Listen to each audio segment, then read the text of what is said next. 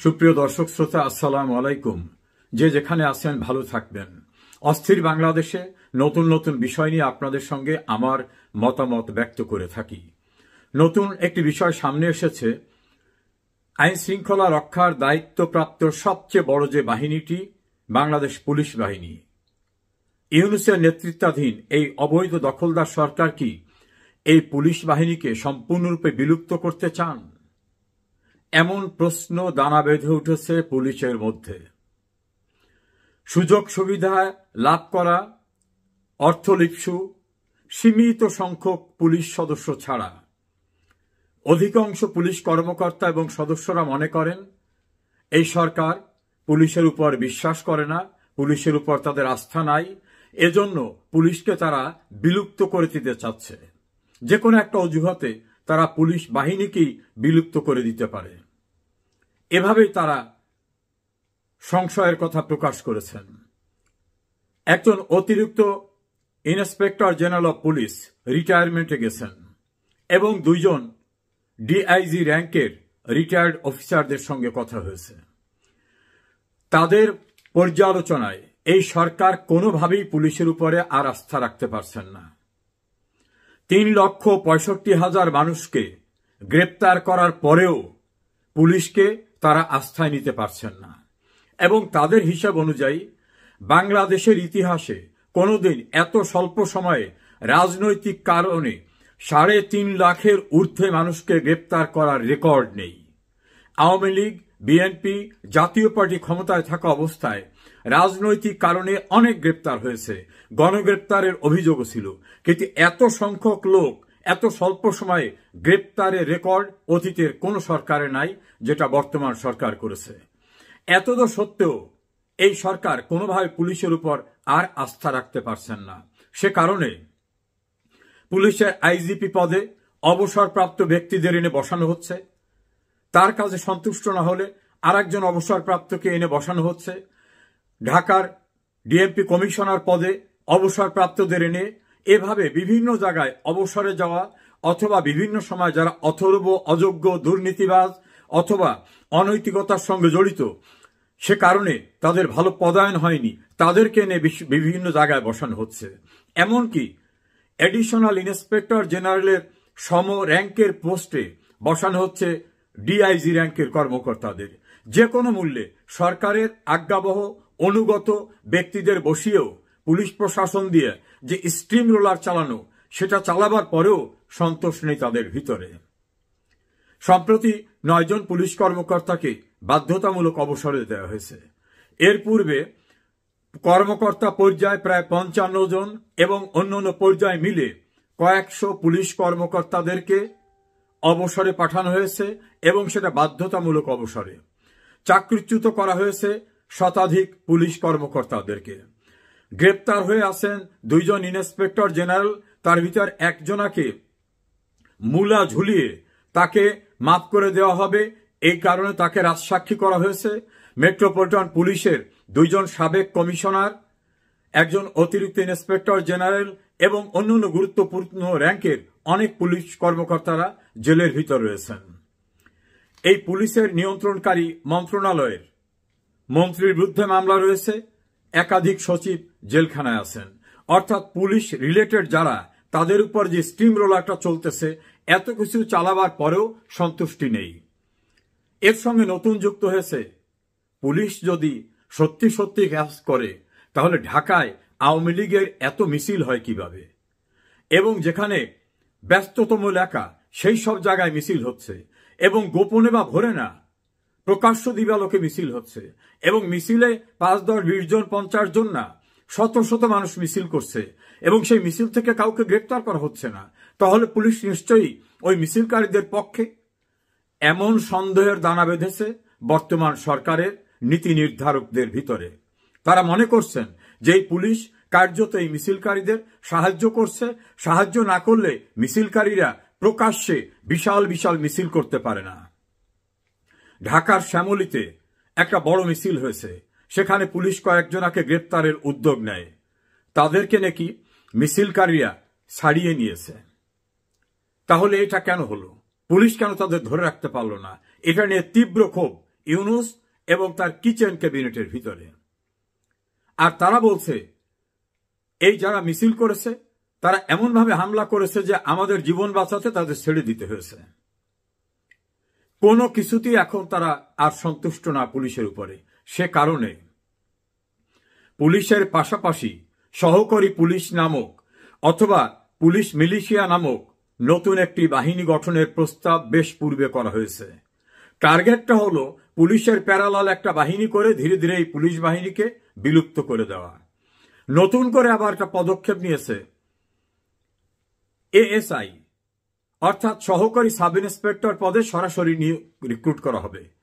এই পোস্টে অতীতে কনস্টেবল থেকে পদোন্নতি পরীক্ষার মধ্য থেকে নেওয়া হতো, অর্থাৎ যারা কনস্টেবলে ঢুকেছে তারা এএসআই হতে পারত, পরে এসআই, তারপর যোগ্যতা থাকলে ইন্সপেক্টর, এভাবে অনেক বড় পদে অনেকে যেতে পারত। এখন এদের কারোর উপর আস্থা নাই। এএসআই নামক পদ দিয়ে এই সরকারের অনুগত জামাত বিএনপি মনা বিশাল সংখ্যক লোককে ঢোকানো হবে। তড়িঘড়ি করে তাদের প্রমোশন দিয়ে সাব ইন্সপেক্টর পূর্বে যারা রিক্রুট হয়েছিল আওয়ামী লীগ আমলে বা তার পূর্বে সরকার আমলে তাদের সবাইকে সরিয়ে দিয়ে ধীরে ধীরে রিপ্লেস করা হবে এই নতুন ফর্মুলার এএসআই রিক্রুটের মাধ্যমে, যাদেরকে নেওয়া হবে তাদের ভিতর থেকে। এই ঘটনায় পুলিশের কনস্টেবল যারা লেখাপড়া জানে, অনেক কনস্টেবল আছে যারা এমএ পাস, বিএ পাস, কেউ ইঞ্জিনিয়ারিং পাস, এমন আছে, তারা তার যোগ্যতায় প্রমোশন নিতে পারত। এএসআই রিক্রুট হলে তাদের আর প্রমোশনের কোনো জায়গা থাকবে না। অতি সম্প্রতি একজন ড্রাইভার থেকে উপসহকারী প্রকৌশল পদে পদোন্নতি দেওয়া হয়েছে, যা ইতিহাসে রেকর্ড ব্রেক করেছে।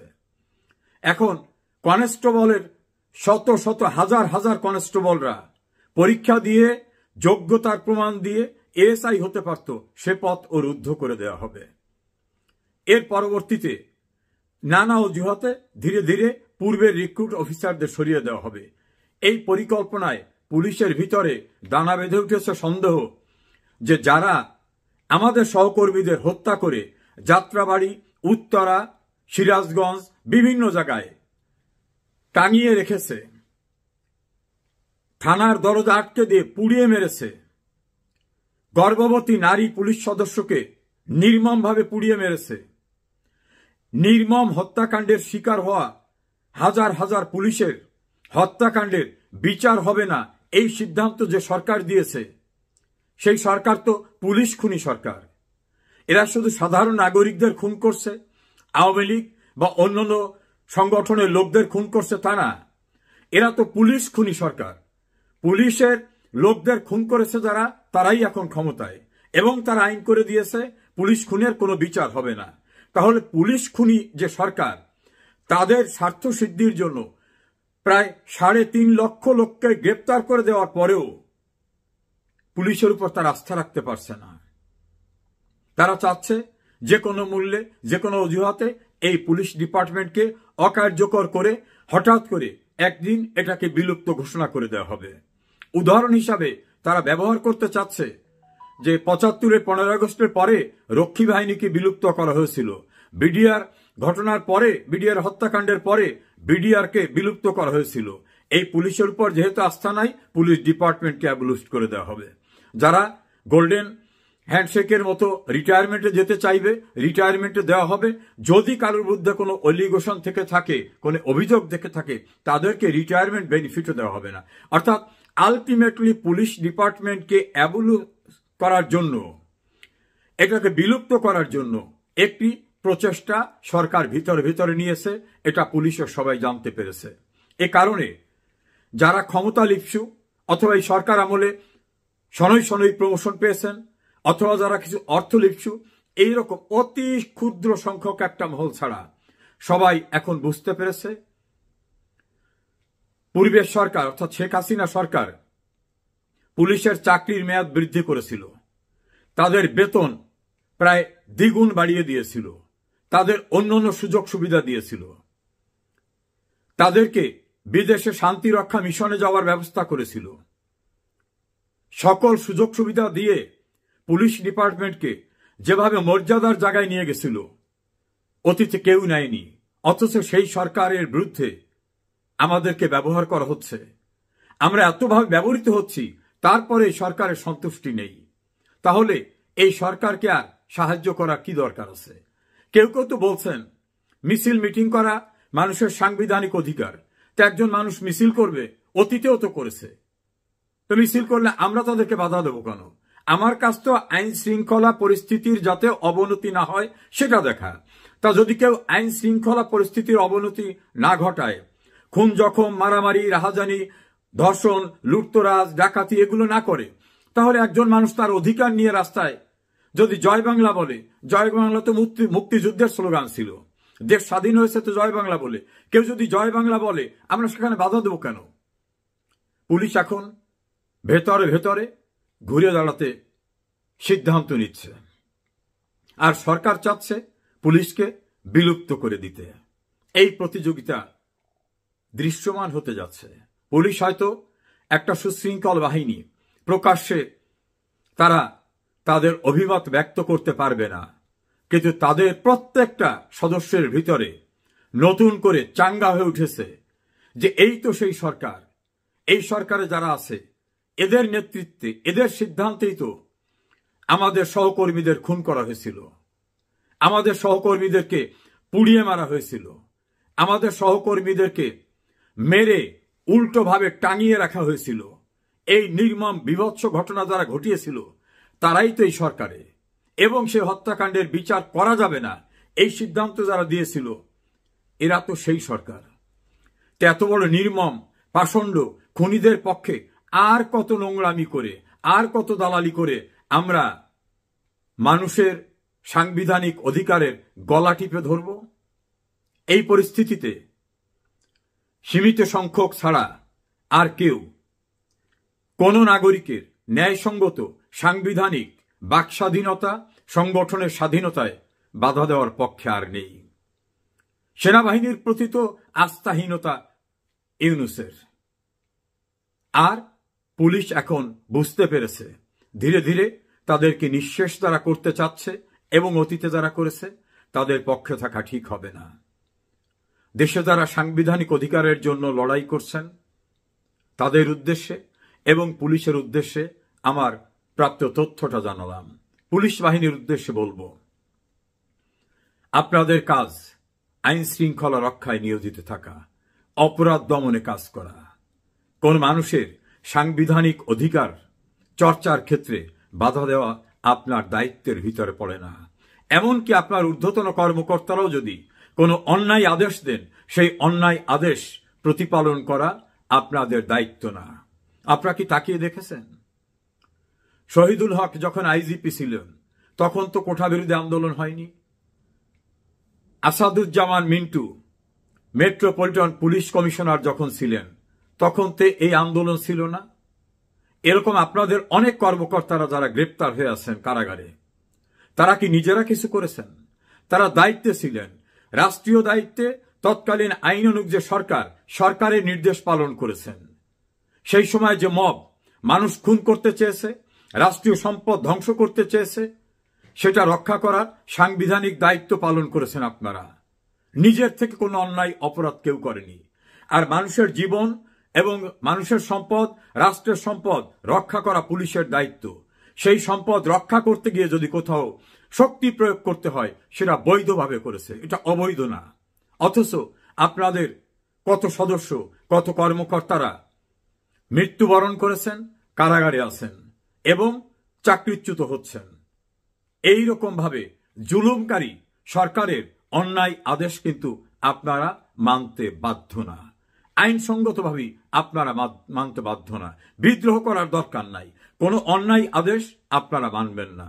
মনে রাখবেন, আপনাদের যারা খুন করেছে, আপনার স্বজনদের যারা খুনের বিচারের পথ বন্ধ করে দিয়েছে, আপনাদের সহকর্মীদের যারা কারাগারে আটকে রেখেছে, চাকরিচ্যুত করছে, ধীরে ধীরে আপনাদের সবাইকে বিদায় করবে।